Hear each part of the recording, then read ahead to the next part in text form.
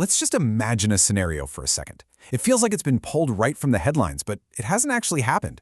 At least, not yet. A former president of the United States is forced to testify before Congress about his relationship with a convicted sex trafficker.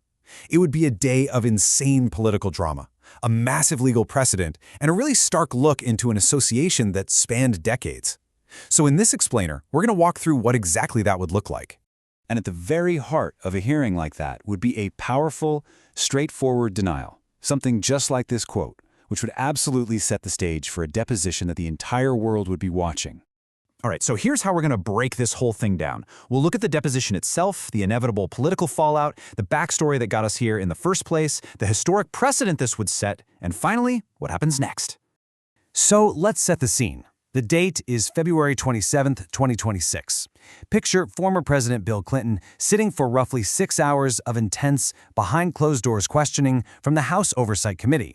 And even with no cameras in the room, you just know the details that would leak out would be absolutely explosive.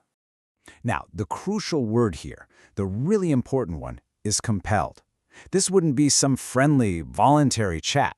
This would be a former president being legally forced to appear, and that, right there, is what would make this moment so incredibly significant. And yeah, make no mistake, this would not be voluntary. This slide kind of gets at the intense legal pressure that would be going on behind the scenes.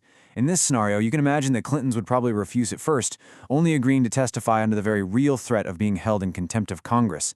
And that's a serious charge. So during the actual questioning, Clinton would have to be crystal clear. He'd deny any knowledge of Epstein's crimes. He'd deny ever setting foot on Epstein's infamous private island. When they'd show him that viral hot tub photo, he'd have to say he didn't know the woman and that he definitely didn't have sex with her.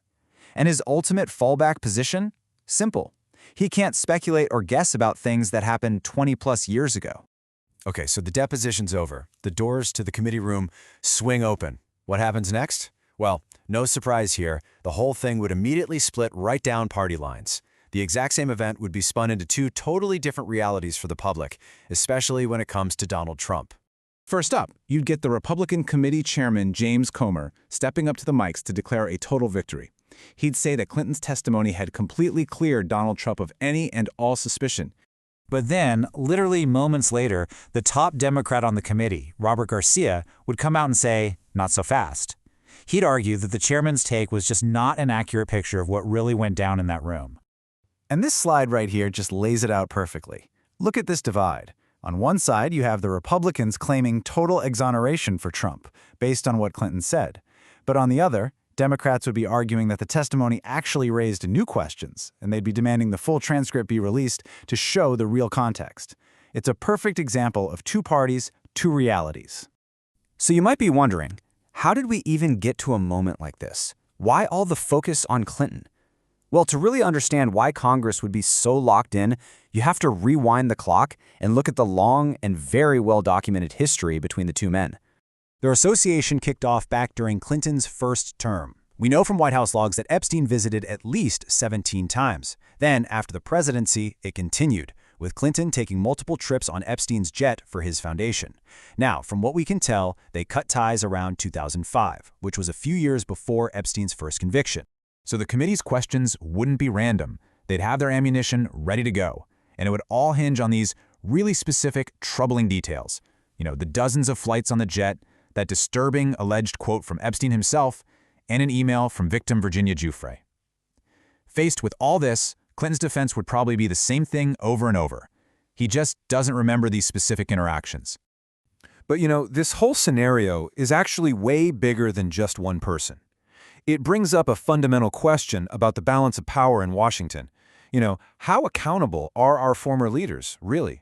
And how far can Congress actually go to find out?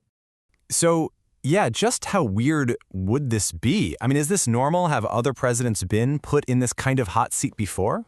Well, the short answer is kinda yes, but there's a huge but here.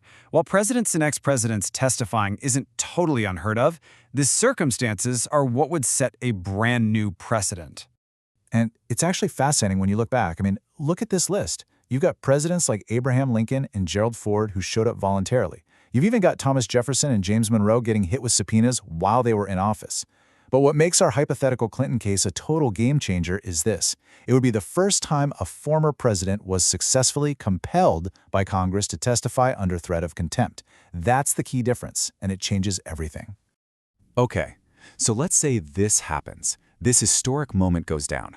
What's the fallout? Where does this new precedent take us? Well, the first domino to fall would be purely political. You can bet that Democrats on that committee would immediately pivot and argue that, hey, if you can force a former Democratic president to testify, then a former Republican president with his own ties to Epstein has to be held to the exact same standard. And they'd even give it a catchy name, the Clinton Rule. The whole argument is that this isn't just a one-time thing. It's a new standard for congressional oversight, and it has to apply to everyone, no matter what party they're in.